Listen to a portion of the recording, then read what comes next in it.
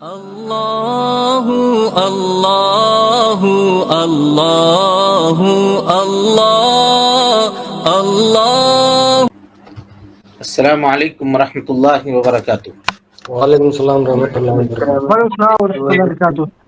ان الحمد للہ نحمده ونستعینه ونستغفره ونعوذ باللہ من شرور انفسنا ومن سیئات اعمالنا، من يهده الله فلا مضل له ومن يضلل فلا هادي له، واشهد ان لا اله الا الله وحده لا شريك له، واشهد ان محمدا عبده ورسوله، اما بعد فان خير الحديث كتاب الله، وخير الهدي هدي محمد صلى الله عليه وسلم، وشر الامور محدثاتها، وكل محدثة بدعة، وكل بدعة ضلالة، وكل ضلالة في النار۔ محترم حاضرین، سامعین و سامعات، ناظرین و ناظرات، بلوغ المرام کتاب الجامع کے اس درس میں آپ تمام حضرات کا خیر مقدم ہے۔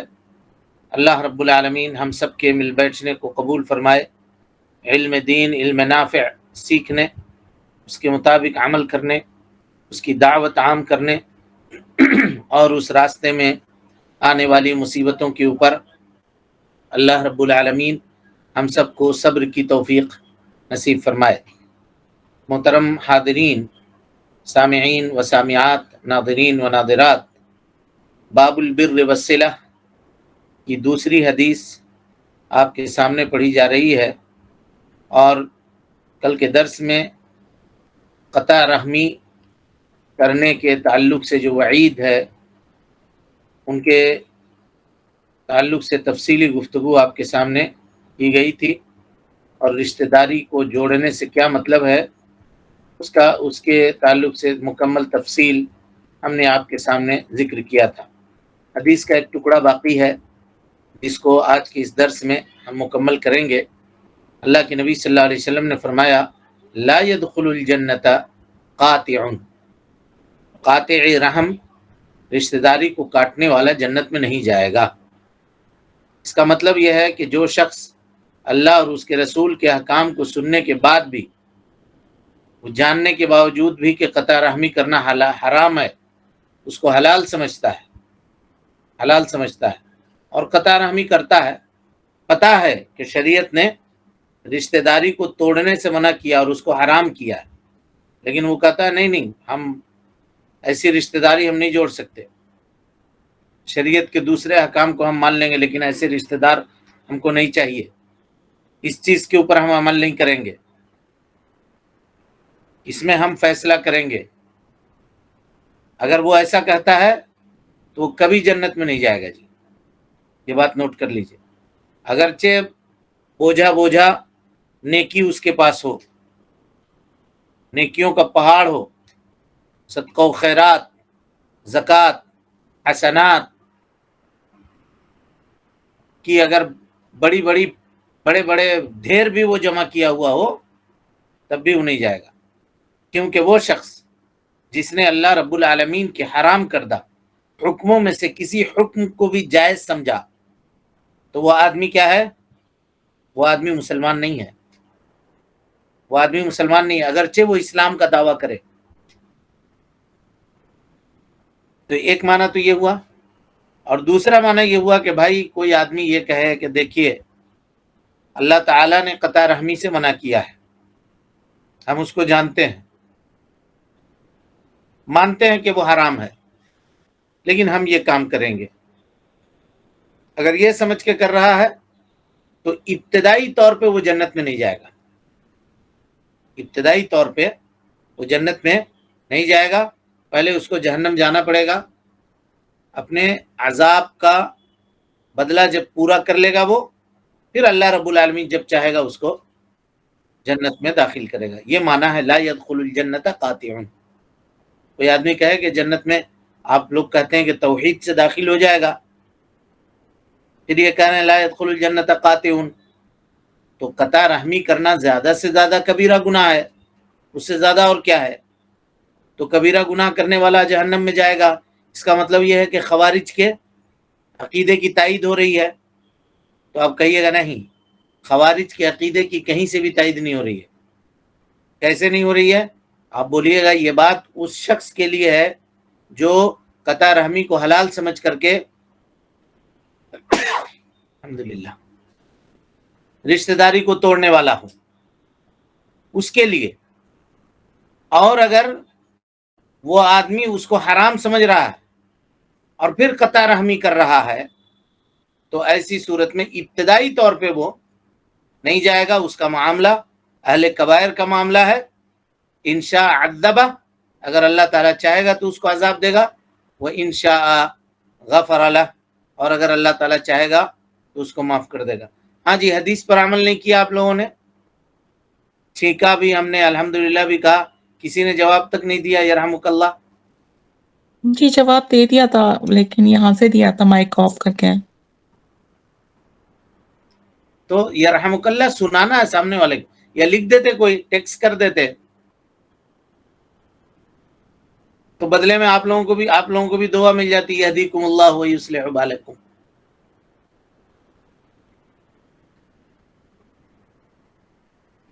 آئندہ اس کا خیال رکھیے گا، کہیں پر بھی کوئی بھی مسئلہ ہو تو صرف ابھی نہیں، تنبیہ کے لیے بتایا ہوں میں یہ نہیں کہہ رہا ہوں کہ آپ لوگوں نے جواب دیا ہوگا، نہ یہ ہے، لیکن اس کا جو طریقہ ہے وہ طریقہ یہ ہے۔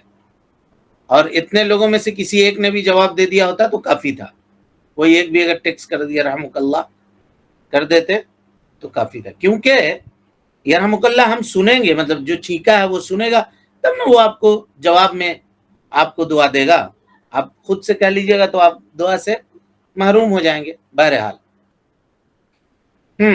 تو اللہ کے نبی جناب محمد رسول اللہ صلی اللہ علیہ وسلم نے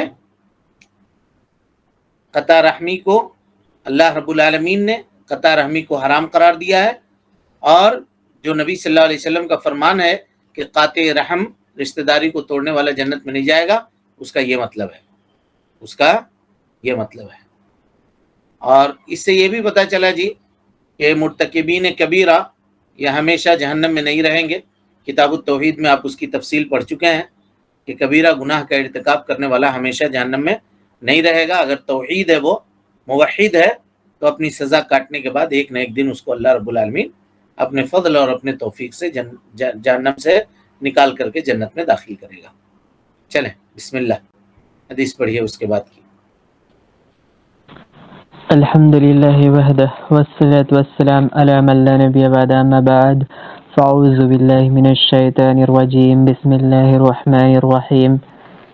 وعن المغيرة بن شعبة رضي الله عنه قال عن رسول الله صلى الله عليه وسلم قال: إن الله حرم عليكم عقوق الأمهات ووعد البنات ومنع الوهات وكره لكم قيل وقال وكثرة السؤال وإزاءة المال، متفق علیہ۔ حضرت مغیرہ بن شعبہ رضی اللہ عنہ سے مروی ہے کہ رسول اللہ صلی اللہ علیہ وسلم نے فرمایا: اللہ تعالیٰ نے تم پر ماؤں کی نافرمانی، لڑکیوں کو زندہ درگور کرنا اور احسان سے باز رہنا اور دوسروں کے سامنے ہاتھ پھیلانا حرام فرما دیا ہے، اور کثرت سے باتیں کرنا اور کثرت سے سوال اور مال کو ضائع کرنا ناپسند کیا ہے۔ بخاری و مسلم۔ جی، یہ حدیث بخاری اور مسلم کی ہے جی، متفق علیہ روایت ہے۔ حضرت مغیرہ ابن شعبہ رضی اللہ عنہ اللہ کے نبی صلی اللہ علیہ وسلم سے روایت کرتے ہیں۔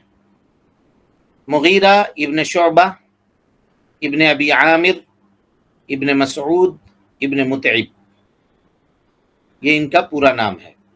مغیرہ ابن شعبہ ابن ابو عامر ابن مسعود ابن متعب کبار صحابہ میں سے ہیں، بڑے بہادر اور بہت جنگجو صحابہ میں ان کا نام آتا ہے، جنہوں نے اسلام کو پھیلانے کے لیے اسلام کے راستے میں سختیاں برداشت کی اور اللہ کے دین کو پھیلایا۔ لمبے آدمی تھے. کان رجالا طوالا، سیر اعلام النبلاء میں لکھا ہے ان کے بارے میں کہ یہ لمبے آدمی تھے، اور غزوہ یرموک میں یا غزوہ قادسیہ میں ان کے آنکھوں کی بینائی چلی گئی تھی، ان کے آنکھوں کی بینائی چلی گئی تھی. یہ حضرت مغیرہ ابن شعبہ رضی اللہ تعالی عنہ ہیں. یہ اللہ کے نبی صلی اللہ علیہ وسلم سے روایت کرتے ہیں، کہتے ہیں ان اللہ حرم علیکم عقوق الامہات. اللہ کے نبی صلی اللہ علیہ وسلم نے فرمایا کہ اللہ رب العالمین نے تمہارے اوپر حرام کیا ہے عقوق الامہات، اپنے ماؤں کی نافرمانی کرنا یا ماؤں کو ستانا. ماؤں کو ستانا یہ حرام قرار دیا ہے. ووعد البنات، اور بیٹیوں کو زندہ دفن کر دینا، زندہ دفن کر دینا اس سے بھی منع کیا ہے. ومنعا وہات، خود نہیں دینا اور دوسرے کے مال سے طلب کرنا. خود خرچ نہیں کرنا لیکن دوسروں کو کہنا کہ لاؤ مجھے لا کر کے دو. جب خود دینے کی باری آئے تو ہاتھ باندھ لینا، اور جب لینے کی باری آئے تو دونوں ہاتھ بڑھا دینا. یہ معنی ہے اس کا ومنعا وہات. اور اس کے بعد کہا وَكَرِهَ لَكُمْ قِيلَ وَقَالَ، تمہارے لیے ناپسند کیا ہے قیل و قال کرنا، یعنی یہ کہا گیا وہ کہا گیا، فلاں نے یہ کہا فلاں نے وہ کہا. قیل وقال. وَكَثْرَةَ السُّؤَال، کثرت سے سوال کرنا. وَإِضَاعَةَ الْمَال، اور مال کو ضائع اور برباد کرنا. اس حدیث میں ذرا غور سے دیکھیے جی، اس کے دو ٹکڑے ہیں. 3 چیزوں کو اللہ کے نبی جناب محمد رسول اللہ صلی اللہ علیہ وسلم نے بیان کیا. ان اللہ حرم علیکم، حرمت کا صیغہ استعمال کیا. اور 3 چیزوں کو بیان کرنے میں اللہ کے نبی جناب محمد رسول اللہ صلی اللہ علیہ وسلم نے کراہت کا صیغہ استعمال کیا. وَكَرِهَ لَكُمْ، دیکھ رہے ہیں حدیث آپ لوگ؟ تو کیا کراہت الگ چیز ہے اور حرمت الگ چیز ہے، یا دونوں ایک ہی معنی میں ہے؟ سمجھ گئے سوال؟ ان اللہ حرم علیکم، اللہ نے تمہارے اوپر حرام کیا حقوق الامہات، وعد البنات، ومنعا وہات. 3 چیز حرام کہا. اس کے بعد کہا وَكَرِهَ لَكُمْ قِيلَ وَقَالَ، کثرت السؤال وَإِضَاعَةَ المال. تو یہ محض تعبیر کا فرق ہے یا دونوں کے معنی کے اندر بھی فرق ہے؟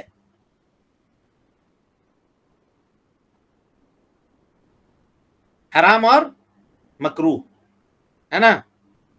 لیکن قاعدہ جان لیجئے، اگر مکروہ کی نسبت سلف کے طرف کی جائے، اللہ اور اس کے رسول کے کلام میں کی جائے، تو اکثر وہ چیز حرمت کے اوپر دلالت کرتی ہے جی. اکثر وہ چیز کس کے اوپر دلالت کرتی ہے؟ کتاب التوحید میں بارہا میں نے اس قاعدے کو بیان کیا ہے آپ لوگوں کے سامنے. اگر کراہت کی نسبت اللہ کی طرف، اس کے رسول کی طرف اور سلف امت کی طرف اگر کی جائے تو اس سے مراد مکروہ نہیں حرام مراد ہوتا ہے. دلیل اس کی کیا ہے؟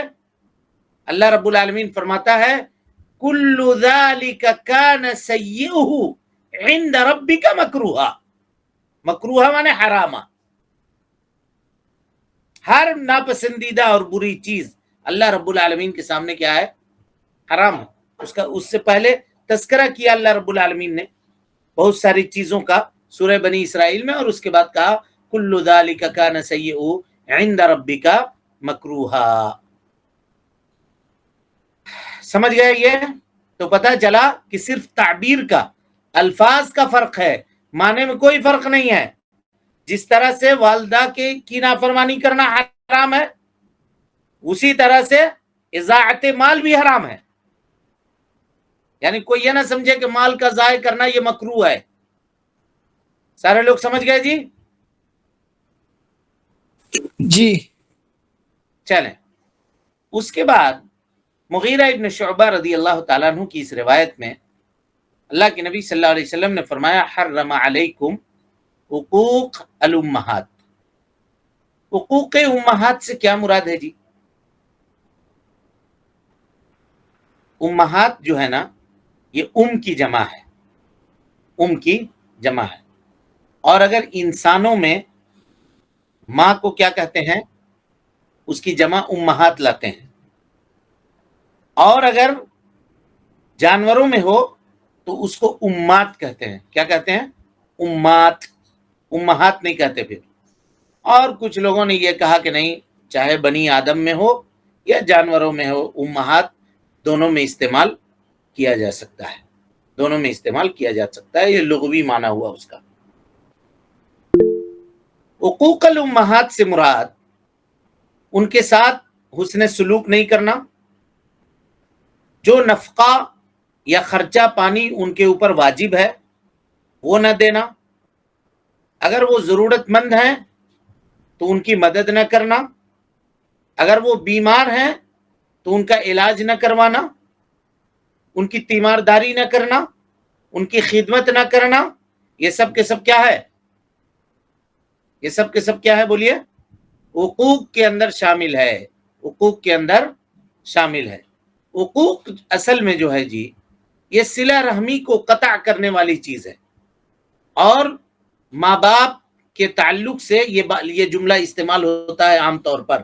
یہ اس سے پہلے کی حدیث میں اس کی تشریح ہم آپ کے سامنے کر چکے ہیں۔ اب سوال یہ ہے کہ اللہ کے نبی جناب محمد رسول اللہ صلی اللہ علیہ وسلم نے اس حدیث میں ماں کو خاص کیا، ان اللہ حرم علیکم حقوق الامہات، ماں کو خاص کیا۔ کیا اس سے یہ پتہ چلتا ہے کہ باپ کی نافرمانی کر سکتے ہیں یا باپ کے ساتھ بدسلوکی کر سکتے ہیں؟ نہیں۔ ہاں؟ پھر ماں کو خاص کرنے کی وجہ کیا ہے؟ ماں کا زیادہ حق ہے۔ ہاں، اور کوئی بتائیے جی۔ ماں کے حقوق زیادہ ہے۔ ہاں، ماں کے حقوق زیادہ ہیں۔ دیکھیے، بال بچوں کے سامنے نا باپ سے زیادہ ماں مسکین ہوتی ہے بال بچوں کے سامنے۔ وہ کیوں؟ اس وجہ سے کہ آپ سب لوگ جانتے ہیں کہ وہ چیز جو آدمی اپنے باپ سے نہیں کر سکتا وہ اپنی ماں سے کرتا ہے۔ بسا اوقات باپ کے ڈانٹ کا غصہ آدمی ماں سے نکالتا ہے۔ یہ فیکٹ ہے معاشرے کا، سمجھیے اس کو، کیونکہ وہ مسکین ہے، وہ پلٹ کے جواب نہیں دے سکتی، وہ کچھ آپ کو بول نہیں سکتی۔ اس وجہ سے معاشرے میں جو مقہور ہے نا آج کے اس زمانے میں، باپ کے مقابلے میں وہ ماں زیادہ ہے، ماں زیادہ ہے۔ اور وہ گھر میں رہتی ہے، گھر سے نہیں جا سکتی۔ اگر بہو ہے اس کی تو بہو اس کو تانا دے رہی ہے، کبھی بہو کچھ بول رہی ہے، آیا تو پھر کوئی بات ہوئی تو بیٹا بھی بول رہا ہے۔ لیکن باپ کا وہ معاملہ نہیں ہے، وہ کچھ وقت گھر میں رہا اور بہو کی ہمت نہیں ہے کہ اس کے سامنے وہ کچھ بول دے، الا یہ کہ کسی کی فطرت اگر مر گئی ہو۔ لیکن مرد روبدار ہوتا ہے عورت کے مقابلے میں۔ شریعت نے اس کا لحاظ رکھا، شریعت نے اس کا لحاظ رکھا اور کہا کہ دیکھو،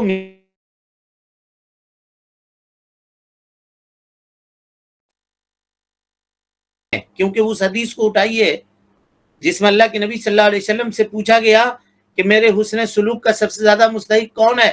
کہا تمہاری ماں۔ کہا پھر کون؟ کہا تمہاری ماں۔ کہا پھر کون؟ کہا تمہاری ماں۔ کہا پھر کون؟ کہا تمہارے باپ۔ تو 3 گنا زیادہ حق ہے ماں کا۔ لیکن آج افسوس ہے اس معاشرے کے اوپر کہ جس کا حق زیادہ ہے اسی کو لوگ یوں ہی چھوڑ دیتے ہیں، اس کے ساتھ حسن سلوک نہیں کرتے. اگر وہ بیمار ہو جائے تو علاج کروانے سے کتراتے ہیں. اگر وہ اس کو غمگساری کی ضرورت ہے تو غمگساری کے لیے کوئی تیار نہیں ہوتا ہے. اور معاشرے میں بہویں عام طور پر وہ ساس کو کچھ نہیں سمجھتی ہیں. ساس کا جو معاشرے میں جو نظام ہم لوگوں کا بنا ہے نا، وہ ساس کو ایک دشمن کی طرح سے دیکھا جاتا ہے. کیونکہ اگر اپنے کسی دشمن کو فائنڈ آؤٹ کرنا ہوتا ہے تو کہتی تم ہماری ساس بن رہی ہو کیا. تو ساس دشمن نہیں ہے جی، ساس دشمن نہیں ہے، اس کو سمجھیے گا. بسا اوقات عورتیں یہ کہتی ہیں کہ ہم اپنے تمہاری خدمت کے لیے ہم آئے ہیں، تمہارے ماں باپ کی خدمت کے لیے نہیں آئے ہیں. تو شوہر کی ذمہ داری ہے کہ وہ ماں باپ کی خدمت کرے، اور آپ کی ذمہ داری ہے کہ آپ شوہر کو خوش رکھیں. اگر آپ کا شوہر اسی میں خوش ہے کہ آپ ماں باپ کی خدمت کریں تو آپ کے اوپر ضروری ہے کہ آپ اس کے ماں باپ کی خدمت کریں. اور یہاں دونوں ہاتھ سے تالی بجانی چاہیے. ایک بات کو سمجھ لیجئے، گھر والوں کو یہ پسند ہوتا ہے، شوہر کو یہ پسند ہوتا ہے کہ وہ ہمارے ماں باپ کی خدمت کرے. لیکن اگر ادھر سے اس کے مائکے والے اگر بیمار پڑ جائیں تو یہ اس کو بھیجتا نہیں ہے. پھر وہ ایک عورت سے، ایک بچی سے یہ ایکسپیکٹ کر رہا ہے کہ میری ماں باپ کی دیکھ بھال کرے، لیکن وہ بچی کے ماں باپ اگر میکے میں بیمار پڑ گئی تو یہ لوگ کہتے ہیں کہ ارے وہاں تمہارے لوگ ہیں، تمہارے دیکھیں گے، یہاں سے تم کو جانے کی کیا ضرورت ہے، بیمار پڑ گئے ہیں ٹھیک ہو جائے گا. ایسا بھی نہیں ہونا چاہیے، بلکہ بیلنس دونوں طرف سے کرنا چاہیے معاملے کو. اگر ضرورت ہے وہاں تو آپ ان کو وہاں بھیجیے، وہاں کی تیمارداری بھی کریں گے، کیونکہ ہر آدمی اپنے ماں باپ کے معاملے میں زیادہ حساس ہوتا ہے. اور اگر یہ چیز وہ دیکھ رہی ہے تو اس کا بدلہ وہ لے گی، آپ کے ماں باپ سے لے گی. یہ سب معاشرے کی حقیقت ہے. ایک کامیاب مرد کو ان تمام چیزوں کو سمجھ کر کے بیلنس کر کے زندگی گزارنی چاہیے. وہ صرف یہ چاہ رہا ہے کہ ہم کو ملے بینیفٹ، ہم ادھر سے کچھ نہیں دیں. تو آپ اگر سے کچھ نہیں دیجیے گا تو آپ ملے گا بھی نہیں. آپ کتنی نگرانی کر لیجیے گا، کتنی نگرانی کر لیجیے گا اس کے اوپر. اور زیادہ سے زیادہ معاملہ یہ ہوگا، پھر یہ ہوگا کہ نہیں، ہم کو اگر ہمارے ساتھ رکھنا چاہتے ہیں تو گھر آپ الگ سے لیجئے، ہم آپ کے ماں باپ کے ساتھ نہیں رہنے کے لیے تیار ہوں گے. آپ چلیے، ہم الگ رہیں گے تو ہم فلاں ہوں گے. کتنے گھر ہیں، آج جا کر کے دیکھ لیجئے، گھر گھر کا یہی حال ہے. پھر وہ ماں کہاں جائے گی، پھر وہ باپ کہاں جائے گا؟ ایک ماں ایک باپ مل کر کے 9 10 بال بچوں کو پال لیتے ہیں، کبھی اف نہیں کرتے. لیکن 9 10 بال بچے مل کر کے ایک ماں کی خدمت نہیں کر سکتے ہیں. یہ معاشرے کا سچ ہے. اور اگر ایسا ہے نا جی، ماں کی اگر ناراضگی ہے اور ہم سوچ رہے ہیں کہ ہم بہت بڑے نمازی ہیں، بہت بڑے صدقہ و خیرات اور نیکی کرنے والے ہیں، کچھ کام آنے والا نہیں ہے. سنیے حدیث، فرمایا نبی صلی اللہ علیہ وسلم نے، رضا الرب فی رضا الوالدین، اللہ کی رضامندی ماں باپ کی رضامندی میں ہے، اور ماں باپ کی ناراضگی میں اللہ کی ناراضگی ہے، اللہ کی ناراضگی. اور یہی وجہ ہے کہ جہاں کہیں بھی اللہ نے اپنے حق کا تذکرہ کیا وہاں ماں باپ کے حق کا تذکرہ کیا. وَاعْبُدُوا اللَّهَ وَلَا تُشْرِكُوا بِهِ شَيْئًا وَبِالْوَالِدَيْنِ إِحْسَانًا وَقَضَىٰ رَبُّكَ أَلَّا تَعْبُدُوا إِلَّا إِيَّاهُ وَبِالْوَالِدَيْنِ إِحْسَانًا. اور اسی طریقے سے وَإِذْ أَخَذْنَا بَنِي إِسْرَائِيلَ مِيثَاقَهُمْ أَلَّا تَعْبُدُوا إِلَّا اللَّهَ وَبِالْوَالِدَيْنِ إِحْسَانًا وَوَصَّيْنَا الْإِنسَانَ بِوَالِدَيْهِ إِحْسَانًا. آپ اٹھا کر کے دیکھ لیں قرآن مجید، جہاں کہیں بھی ہو احسان، حسن سلوک، احسان حسن سلوک کا تذکرہ کیا. بلکہ یہاں تک کا وَاخْفِضْ لَهُمَا جَنَاحَ الذُّلِّ مِنَ الرَّحْمَةِ وَقُلْ رَبِّ ارْحَمْهُمَا كَمَا رَبَّيَانِي صَغِيرًا. اپنے بازوؤں کو پست رکھو اکڑ کر کے ان کے سامنے کھڑا مت ہو، گرم آنکھیں کر کے ان کو نہ دکھاؤ۔ بعض معاشرے کی سچائی ہے جی کہ آدمی کی اکڑپن اور بیٹے کی سختی کی وجہ سے اپنی ضرورتوں کو ماں باپ اس کے سامنے بیان نہیں کر سکتے، کہ بولیں گے تو ڈانٹے گا۔ ہر وقت آپ لوگوں کو ضرورت ہوتی، آپ لوگ ذرا مینج نہیں کر سکتے ہیں، آپ لوگ ذرا سمجھ نہیں سکتے ہیں۔ دنیا بھر کی ضرورتیں آدمی پوری کرتا ہے، ماں کی ضرورت کبھی نہیں پوری کرتا۔ ہمارے پاس پیسہ نہیں ہے اس وقت، آپ ذرا صبر کر لیں، ذرا اطمینان کر لیں۔ سلسلے میں ایک واقعہ یاد آ گیا جی، سعودی عرب کا واقعہ ہے، کسی کتاب میں پڑھا تھا۔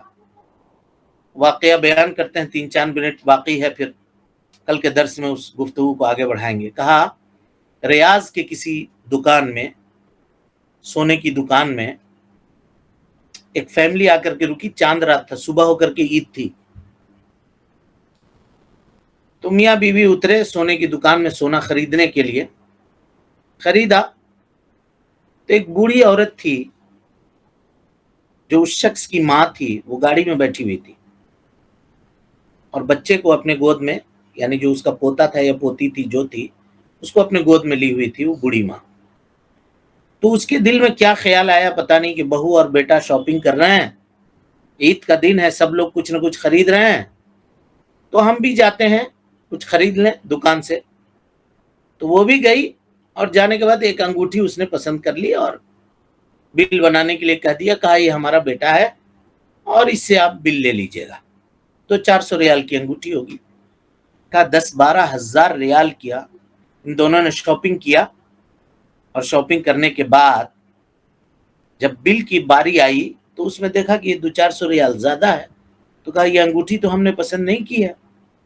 کہا یہ جو خاتون ہیں انہوں نے پسند کیا ہے۔ تو یہ لڑکا جا کر کے کہتا ہے اپنی ماں سے کہ آپ تو امی بوڑھی ہیں، آپ کو کیا ضرورت ہے انگوٹھی کی، آپ کیا کیجیے گا لے کر کے۔ کہا بیٹا تم لوگ خرید رہے ہو، سب لوگ خرید رہے ہیں، کل عید ہے تو ہم نے بھی ایک چیز پسند کر لیا۔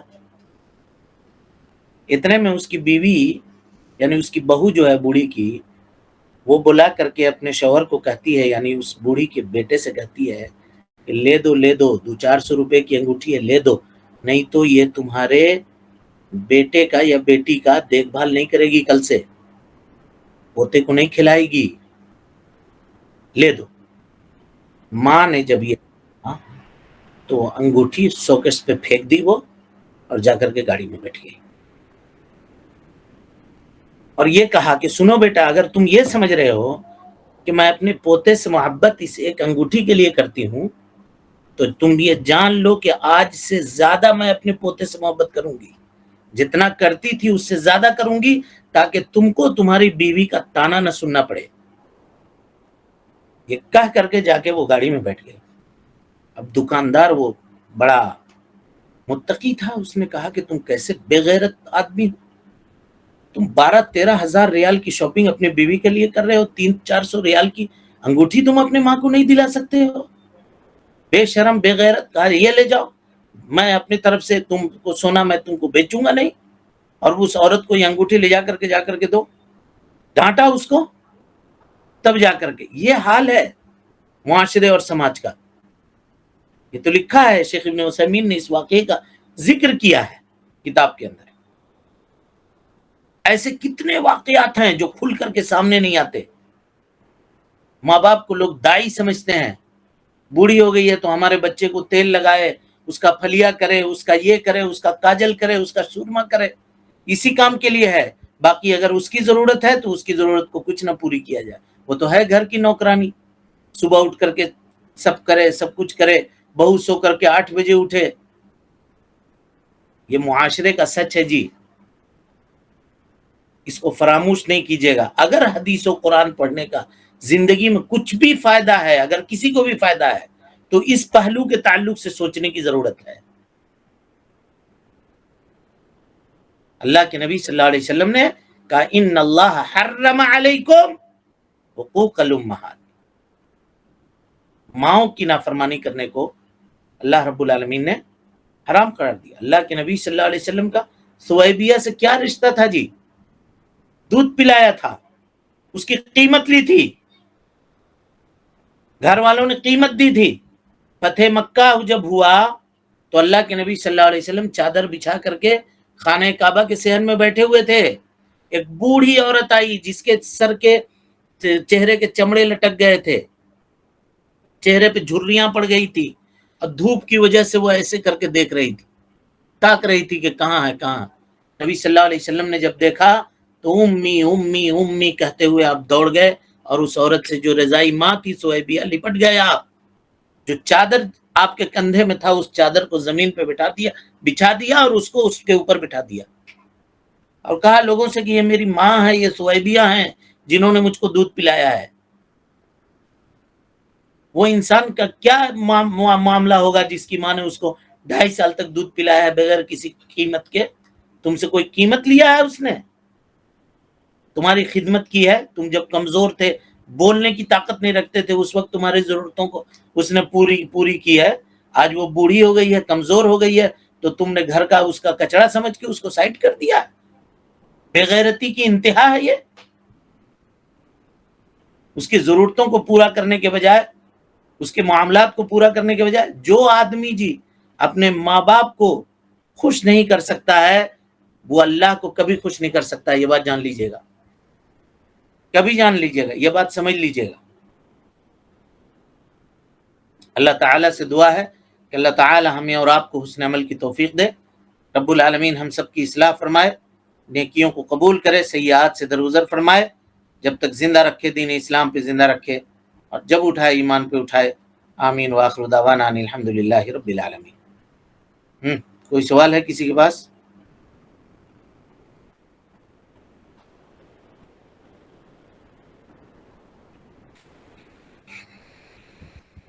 السلام علیکم ورحمۃ اللہ وبرکاتہ۔ وعلیکم السلام۔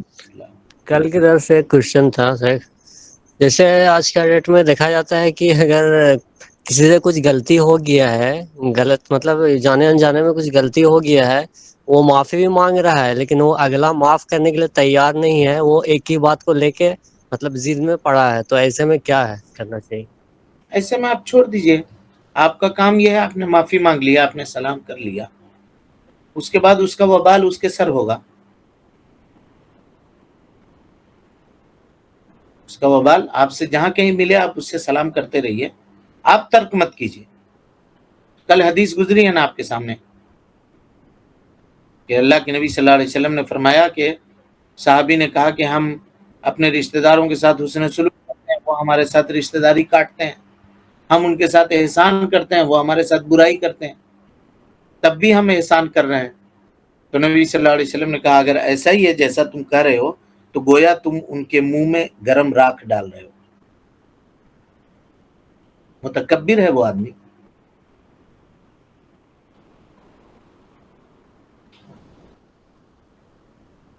جزاک اللہ خیر۔ السلام علیکم۔ وعلیکم السلام ورحمۃ اللہ وبرکاتہ۔ شیخ، اب جن کے والدین فوت ہو چکے ہیں اور جانے انجانے میں اس وقت علم نہیں تھا، اس کے لیے اب کیا کر سکتے ہیں ہم لوگ؟ ان کے لیے توبہ اور استغفار کریں، اللہ سے معافی مانگیں، اور یہ حقوق العباد کا معاملہ ہے جی۔ جب تک والدین معاف نہیں کریں گے، جب تک والدین معاف نہیں کریں گے تب تک معافی نہیں ہوگی۔ اب ان کے نام سے صدقہ و خیرات کریں، ان کے لیے دعا کریں، اتنا دعا کریں، اتنا دعا کریں کہ آپ کو اطمینان ہو جائے گا کہ اب ہم نے ان کے لیے ان کا حق پورا کر دیا۔ ماں باپ کا حق کبھی کوئی پورا نہیں کر سکتا، لیکن جو خطا ہم نے کی تھی اس کا کفارہ کر دیا۔ السلام علیکم۔ وعلیکم السلام ورحمۃ اللہ وبرکاتہ۔ جی اکثر دیکھا گیا ہے کہ جو تھوڑا ولیج ایریا ہوتا ہے تو اس میں ساس جو ہوتی ہیں وہ بہوؤں پہ بہت ٹارچر کرتی ہیں، ان کو ایبیوسو لینگویج یوز کرتی ہیں اور اس کے علاوہ مارتی بھی ہیں ان کو، تو ایسی ساسوں کے ساتھ بھی کیا صلہ رحمی کرنی ہے؟ آپ کے جو حقوق ہیں اس کی ادائیگی آپ کیجیے۔ اگر وہ ظلم کر رہی ہیں، زیادتی کر رہی ہیں، تو اللہ تعالیٰ دیکھ رہا ہے۔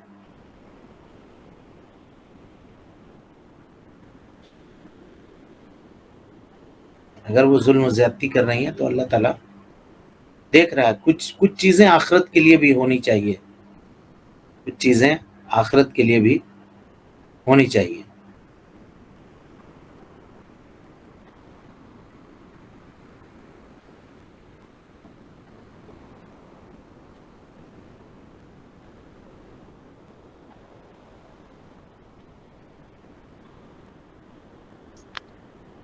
السلام علیکم.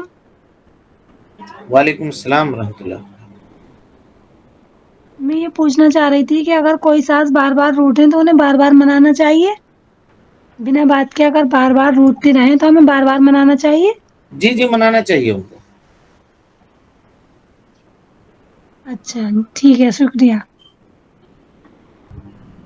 دیکھیے پہلو دونوں طرف سے ہے جی، معاشرے کا یہ پہلو دونوں طرف سے ہے. بسا اوقات ساس وغیرہ جو ہوتی ہیں وہ بہت زیادہ سختی بھی کرتی ہیں، بہت زیادہ سختی بھی کرتی ہیں، لیکن آپ کا معاملہ یہ ہے کہ آپ اس کو حکمت سے لے کر کے چلیں، جی اس کو حکمت سے لے کر کے درمیانی راستہ اختیار کر کے چلیں. اور اگر کوئی بھی ظلم کر رہا ہے تو ظلم کبھی بھی اللہ کو پسند نہیں ہے، کسی بھی قیمت پہ اللہ کو پسند نہیں ہے. اور یہ عام طور پہ ہم لوگوں کے معاشرے کی سچائی ہے کہ بہو کے مقابلے میں ساس کا دل تنگ ہوتا ہے، جبکہ اس کی بیٹی کے مقابلے میں اس کا دل بہت فراخ ہوتا ہے. یہ معاشرے کی سچائی ہے. اور پتہ نہیں اس بات کو یہاں بیان کرنا مناسب ہوگا یا نہیں. نفسیات کے لوگوں نے، جو نفسیات کو جانتے ہیں، ان لوگوں نے لکھا کہ یہ معاملہ ہے کیوں اصل. تو یہ معاملہ ہے کہ عورت کی فطرت میں یہ بات داخل ہے کہ وہ شراکت کو پسند نہیں کرتی ہے. یہ بات آپ جان لیجئے گا، اس کی فطرت میں ہے یہ چیز.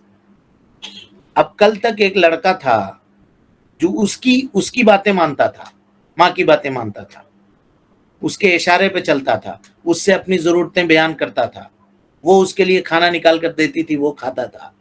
اب اس میں اس جیسی تو نہیں، ایک دوسری عورت اس کی زندگی میں داخل ہو گئی ہے جو اس کی ضرورت ہے. اب وہ سمجھتی ہے کہ یہ ہمارے تصرفات میں، یعنی میرا بیٹا ہماری محبت کاٹ کے اپنی بیوی کو دے رہا ہے. یہیں سے پرابلم اصل میں شروع ہوتی ہے.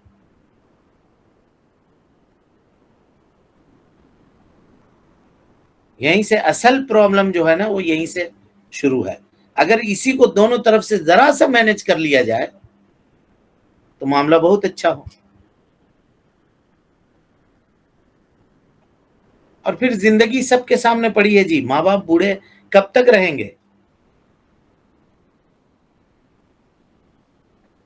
ہاں ٹھیک ہے. اور کوئی سوال ہے؟